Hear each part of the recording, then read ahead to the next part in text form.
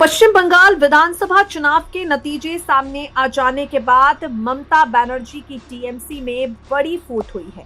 Party के विधायकों ने ममता बनर्जी का साथ छोड़ा है। पार्टी के कई सांसदों ने ममता बनर्जी का साथ छोड़ा है। अब इन सबके बीच आपको बता दें, पश्चिम बंगाल में 3 सीटों पर राज्यसभा चुनाव होने वाले हैं। राज्यसभा चुनाव से ठीक पहले ममता बनर्जी को एक और बड़ा झटका लगने वाला है। मौजूदा विधानसभा गणित बीजेपी के पक्ष में दिखाई दे रहा है। टीएमसी के भीतर विभाजन की स्थिति बन गई है। 24 जुलाई को होने वाले राज्यसभा उपचुनाव में मौजूदा संख्या बल के आधार पर तीनों सीटें भाजपा के खाते में जाने की संभावना जताई जा रही है। हालांकि चुनाव आयोग के सामने तृणमूल कांग्रेस के वास्तविक संगठन को लेकर फैसला लंबित है। पश्चिम बंगाल विधानसभा में भाजपा के पास 206 विधायक हैं। शुभेंदु अधिकारी ने नंदीग्राम सीट छोड़कर भवानीपुर सीट से चुनाव लड़ा, जहां उन्होंने ममता बनर्जी को हराया। इसके अलावा एक दूसरी सीट भी खाली है, क्योंकि पूर्व टीएमसी नेता हुमायूं कबीर 2 सीटों से चुनाव जीत गए।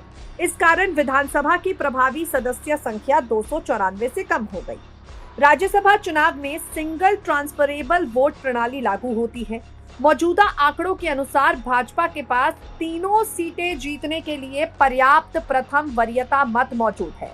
रिपोर्ट्स के अनुसार तृणमूल कांग्रेस 2 गुटों में बटी है। एक गुट का नेतृत्व ऋतुव्रत बनर्जी कर रहे हैं।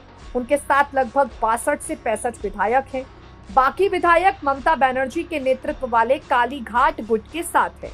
ऐसी स्थिति में दोनों गुटों में से कोई भी अकेले राज्यसभा की एक सीट जीतने के लिए आवश्यक संख्या बल तक नहीं पहुंच पा रहा।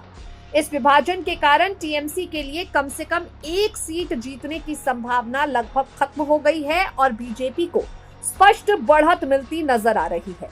राजनीतिक जानकारों का मानना है, अतीत में भी दलों में टूट और विधायकों ने पाला बदला है, जिसके चलते राज्यसभा चुनाव के नतीजे प्रभावित होते हैं।